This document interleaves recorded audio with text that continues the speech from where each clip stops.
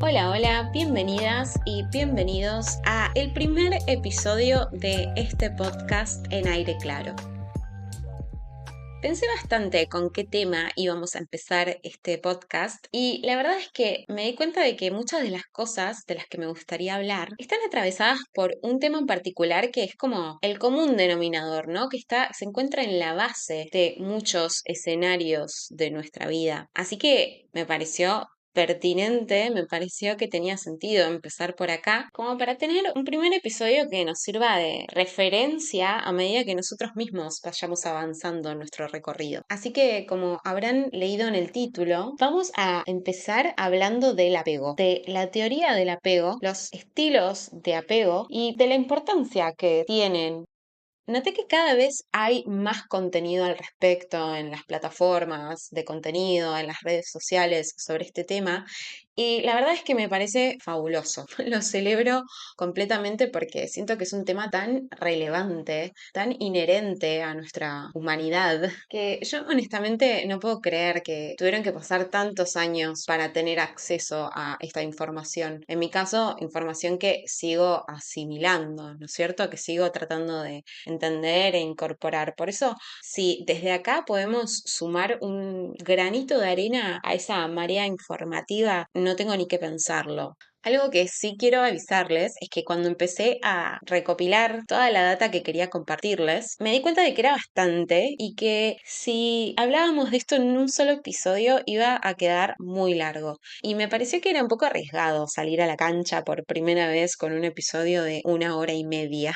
Así que decidí que íbamos a hacer una serie directamente, así, para arrancar con todo. Vamos a empezar hablando del apego en una serie de 3 partes, de forma de hacerlo más amable y más digerible para todos. Hoy vamos a empezar a hablar de qué es el apego, de dónde viene la teoría del apego y a hablar un poquito sobre el estilo de apego evitativo. Si nunca escuchaste hablar de este tema, no tenés idea de lo que estoy diciendo, no te preocupes, porque acá voy a compartir todo lo que yo sé al respecto. Así que empezamos. La teoría del apego fue planteada por el psicoanalista británico John Bowlby, quien se dedicó principalmente al trabajo con niños, y en ella él plantea que los seres humanos tenemos una necesidad innata de formar lazos afectivos con otra figura, que él llama figura de apego, y dice que estos son nuestros primeros cuidadores, que en general son un padre, una madre, pero también cualquier otra figura que haga de cuidador. Él dice que esta necesidad de formar lazos afectivos y buscar cercanía y que este lazo sea sólido y duradero en el tiempo es tan importante para los humanos como comer y ser resguardados físicamente.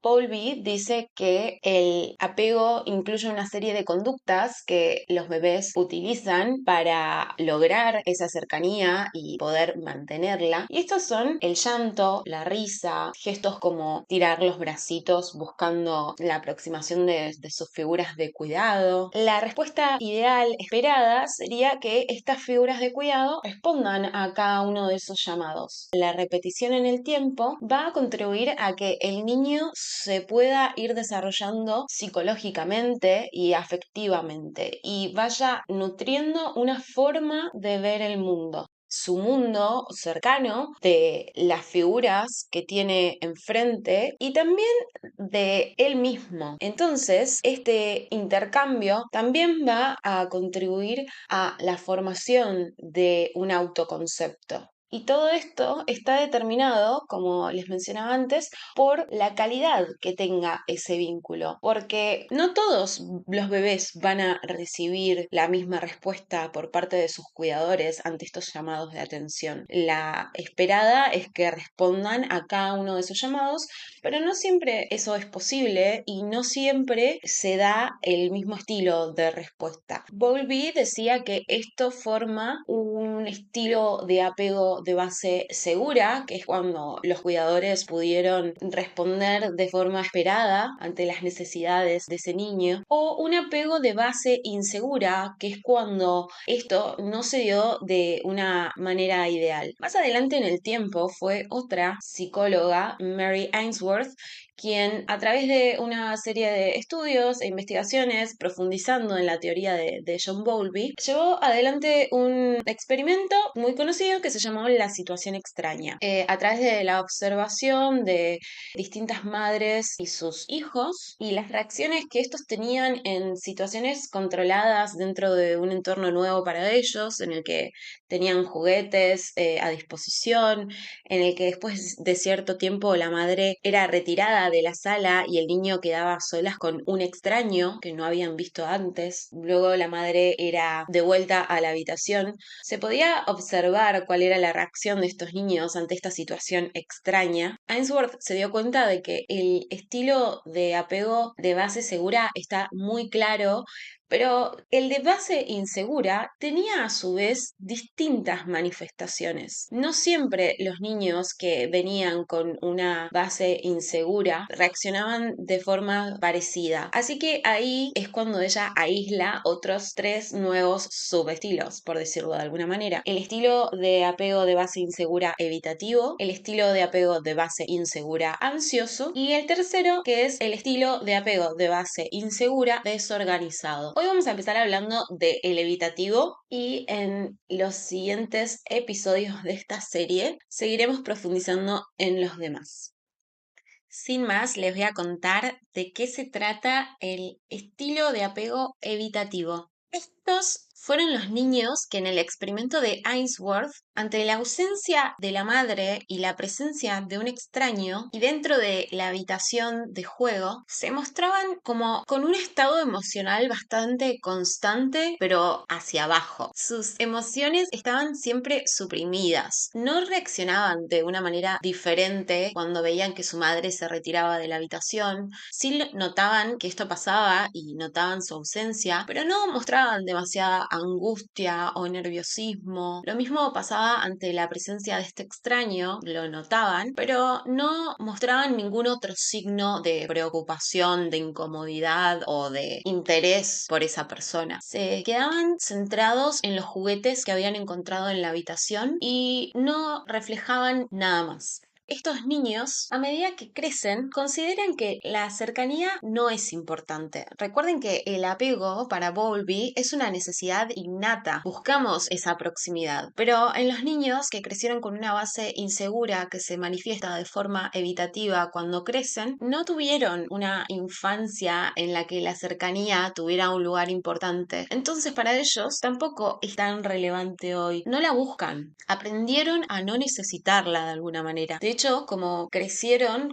teniendo que fomentar su independencia, hoy son personas que se consideran autosuficientes y son personas que no suelen acudir a sus amigos, por ejemplo, cuando necesitan apoyo. En esos casos, su respuesta suele ser aislarse y lidiar con sus problemas solos. Esto es porque de niños no recibieron la completa atención de sus cuidadores ante sus llamados, o si recibían la atención, esta llegaba de una forma invalidante, por decirlo de alguna manera. Tal vez lloraban y se los retaba por estar llorando o se los ridiculizaba. Entonces, con la repetición a lo largo del tiempo, el aprendizaje que este niño va incorporando es el de mostrarme vulnerable está mal, mostrarme vulnerable no es seguro para mí. Incluso llegan a interpretar que algo malo hay en ellos, ¿no? Porque ¿por qué otra razón no estarían recibiendo esa atención que necesitan? Realmente tiene que haber algo malo conmigo si no me están atendiendo. Entonces esto crea una herida de vergüenza y un miedo al rechazo. Por eso estas personas de adultos se manejan con cierta distancia. No solo no les interesa la cercanía, sino que la evitan. De vuelta, porque aprendieron que buscar la cercanía genera rechazo y el rechazo duele. Al principio puede que sean súper carismáticos, cálidos, encantadores, pero cuando la cosa se va poniendo más seria y un vínculo empieza a demandar naturalmente más cercanía o más intimidad, su reacción puede ser sabotear ese vínculo o sencillamente alejarse, dar un paso al costado. En realidad es eso, ¿no? Como no es que van a alejar al otro, sino que se van a aislar ellos. No te van a alejar a vos, sino que se van a retirar a sí mismos de la situación. A mí me da que hay como una idea de isla, ¿no? En este estilo de apego. Me aíslo, me voy a mi isla solitaria, que ahí es más seguro.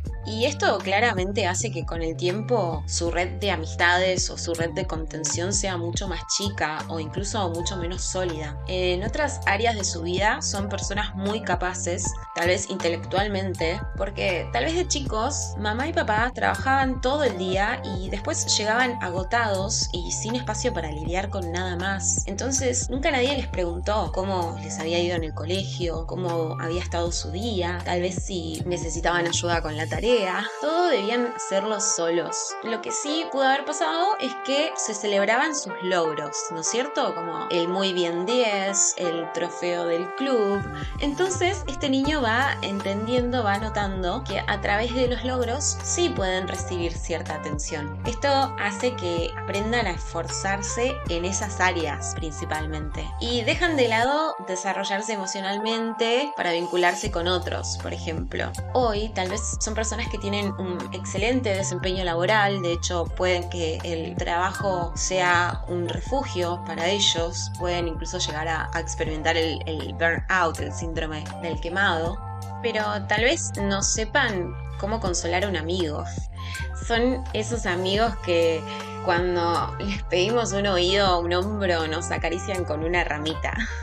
No es falta de empatía, la verdad es que no aprendieron cómo hacerlo y en realidad aprendieron a tener que resolver sus cosas o a regularse solos y de alguna forma esperan que los demás hagan lo mismo. Así como les cuesta confiar o tener que depender de otros, hay algo de no querer o no saber cómo hacer que los demás dependan de ellos. Por eso evitan a toda costa esa carga, por llamarlo de alguna manera. A veces perciben a las relaciones más por la presión o la responsabilidad que conllevan que por el placer que puedan generar o la felicidad que pueden brindar a nuestra vida. Incluso a la hora de abordar un conflicto pueden sentir que es demasiado para ellos. Prefieren evitarlo porque las emociones que causa un conflicto pueden ser muy intensas, así que tal vez su respuesta es alejarse nuevamente. A veces hasta se terminan amistades, a pesar de que éstas tengan larga data o un largo historial. Lógicamente podrán deducir que sus amistades suelen ser más débiles o se mantienen como en una capa superficial porque evitan este compromiso. No les gusta mucho la idea de mezclar amistades, por ejemplo, de distintos entornos y trasladarlas a otras áreas de su vida. Por ejemplo, la gente del trabajo cumple su rol dentro del ambiente laboral y los del club en los del club y la gente del secundario son los del secundario, ¿sí? O sea, cada uno mantiene su rol porque si mantenemos ese orden va a haber menos chance de que pueda llegar a depender o necesitar de ellos para otra cosa. Ahí está de vuelta, ¿no? Como esa sensación de isla que les mencionaba antes. Es como que cada cosa en su lugar y en el medio la solitud. En el medio mi isla, mi refugio. Si hablamos de su vínculo familiar en la vida adulta, directamente hay una tendencia a no querer verlo siquiera, porque no lo necesitan, ¿no? Es como que prefieren pasar ese tiempo solos o con otras personas. Hay un concepto que Marisa Franco, que es una escritora, una psicóloga, que escribió todo un libro sobre la amistad, que a mí me gusta mucho y del que probablemente hable en otra ocasión. Ella menciona este concepto de la psicología del desarrollo que es el de la permanencia de objetos. Esta capacidad que se va desarrollando en la infancia a medida que un niño crece, de poder percibir a los objetos, entender que un objeto sigue existiendo más allá de si lo tenemos frente a nuestros ojos o no. Ella menciona que a las personas con un estilo de apego evitativo les cuesta un poco incorporar esta idea, ¿no? De que un vínculo sigue existiendo más allá de su presencia física frente a nosotros. Fuera de nuestra vista también salen de nuestros pensamientos, dice Marisa Franco. Esto podemos tal vez, un ejemplo muy claro de esto puede ser los mensajes de texto, ¿no? No sé, por ahí tenemos un amigo que es un gran amigo hace años y la pasamos súper bien cuando nos vemos y demás, pero después en la semana no tenemos un intercambio casual de mensajes, de memes, de conversaciones más allá de las que tuvimos el día del encuentro. Esa persona sale un poco de sus pensamientos. Eso también hace que no respondan los mensajes, por ejemplo, ¿no? Entonces esto, bueno, puede generar cierta frustración del otro lado, pero no, de vuelta, no necesitan más cercanía que la que ya hubo.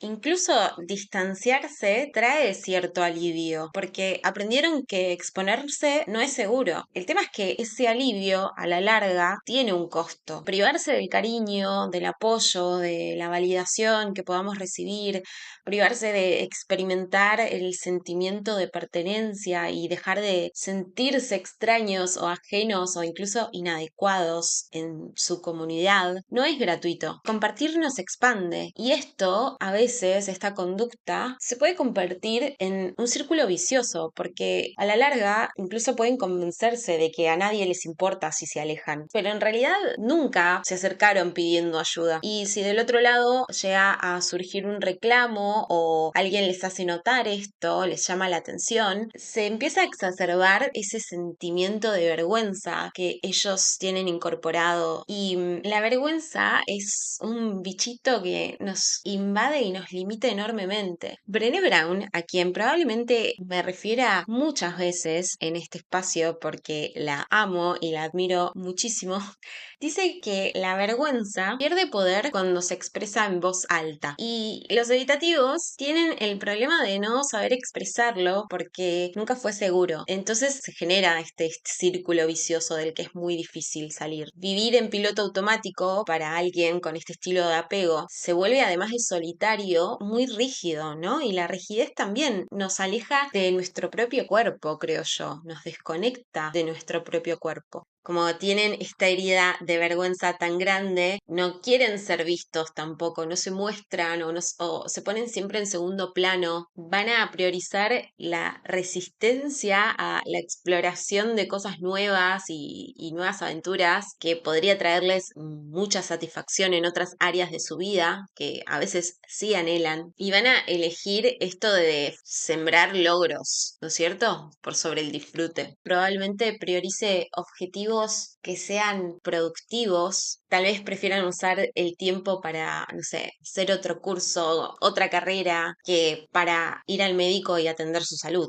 por ejemplo, o aprender algo que le genere disfrute. Ahora bien, dijimos que este estilo de apego se formó por el tipo de respuesta que obteníamos a nuestras necesidades cuando éramos niños. Entonces, hoy, que somos adultos funcionales, responsables por nuestra vida, podemos tranquilamente reflexionar sobre cuáles son las nuevas necesidades que tenemos hoy y qué podemos hacer para darnos nosotros esa ayuda. Si de chicos no tuvimos seguridad, hoy probablemente necesitemos aprender a conseguirla, tanto la seguridad interna como la seguridad en nuestras relaciones. Si de chicos aprendimos que mostrarnos era inseguro, tal vez hoy necesitemos comprobar que no hay peligro en mostrarnos como somos y que incluso podemos acudir a otros. Tal vez con el tiempo nos sintamos cada vez más cómodos para dejar que otros dependan también de nosotros. Esto puede ser incluso a través de adoptar una mascota, por ejemplo, ¿no? Permitiendo que otro ser vivo nos acompañe y dependa enteramente de nosotros. Si de chicos aprendimos que expresarnos causaba una respuesta que nos dolía, hoy tal vez necesitemos sintonizar con nuestros sentimientos y resignificar la relación que tenemos con nuestros sentimientos para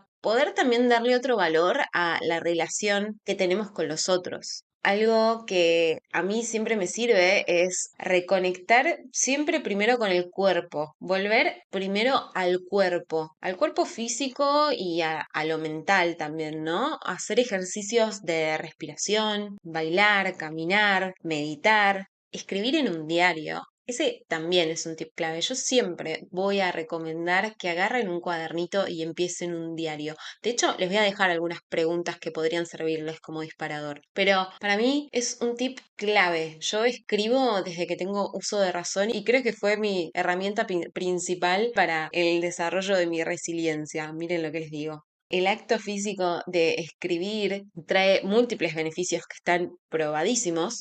pero también genera un espacio propio e íntimo para reflexionar. Es un espacio que podemos darnos a nosotros mismos, que nos permite identificar esto, ¿no? ¿Qué otras cosas necesitamos hoy? Pensar en si sabemos pedir expresamente lo que necesitamos. Esa es una buena pregunta que podemos escribir en este diario y respondernos. Otras preguntas que se me ocurren que podemos aprovechar podría ser esto de pensar si cómo reacciono cuando los demás intentan acercarse a mí. Por ejemplo, ¿me pongo a la defensiva?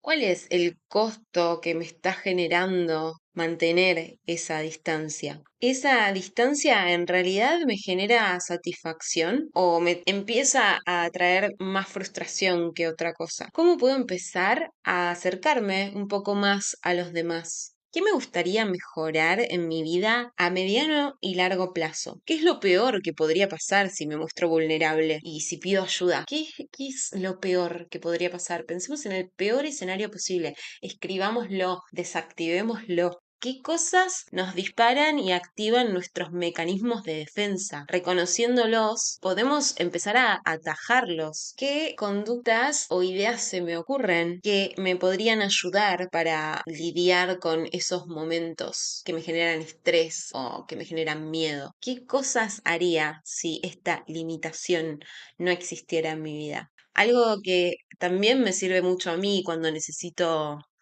retomar el rumbo es pensar en la acción opuesta, ¿no es cierto? Esto de qué es lo opuesto a lo que siempre hago. ¿Qué me gustaría hacer si esta herida no existiera? Si mi herida es la vergüenza que está basada en la idea de que soy defectuosa, bueno, puedo pensar en qué es lo opuesto a eso y si es una idea que hoy todavía nos resulta muy descabellada, tal vez ahí sí sea útil escribirla, porque escribiendo forzamos a la mente, ¿no? A hacerse cargo de esa nueva idea que estamos tratando de incorporar. Creo que una necesidad propia de las personas con este estilo de apego habitativo es la de aprender a recibir, y poco a poco podemos acercarnos a esa meta, entendiendo, ¿no? Que ya no tenemos que sobrevivir, que es mejor dedicarnos a perseguir una vida que nos genere satisfacción vivirla. Una vez escuché la frase que me quedó grabada para siempre y que se las voy a compartir ahora, de que esto es un proceso, no un suceso. El cambio no se va a dar de un día para el otro. La paciencia y la compasión creo que son fundamentales para poder reconocer y darnos una palmadita en la espalda a nosotros mismos por nuestro esfuerzo, por todo lo que vamos logrando y agradecernos por ese trabajo que estamos haciendo. Espero que hayan podido sacar algo interesante o productivo de este primer episodio. En el próximo vamos a hablar de los otros dos estilos de apego de base insegura, que son el ansioso y el desorganizado. Y en el tercero vamos a hablar del apego de base segura. Vamos a ver si realmente existe o si es un mito. Y también les voy a compartir algunas cositas más que fui aprendiendo con el tiempo y que me ayudan a volver a mí, reconectar conmigo y presentarme de una mejor manera en las distintas áreas de mi vida. Si les gustó este episodio y tienen ganas de escuchar los que vienen, o si me quieren dar una mano simplemente, lo pueden hacer haciendo clic en seguir, puntuando este capítulo, dejándome un comentario, siguiéndome en mis redes sociales que voy a dejar en la descripción. Pero de cualquier forma, si llegaron hasta acá, les agradezco por quedarse, por escuchar y espero reencontrarnos la próxima vez. Este fue el primer capítulo de nuestro podcast En Aire Claro. Un saludo y un abrazo a todos.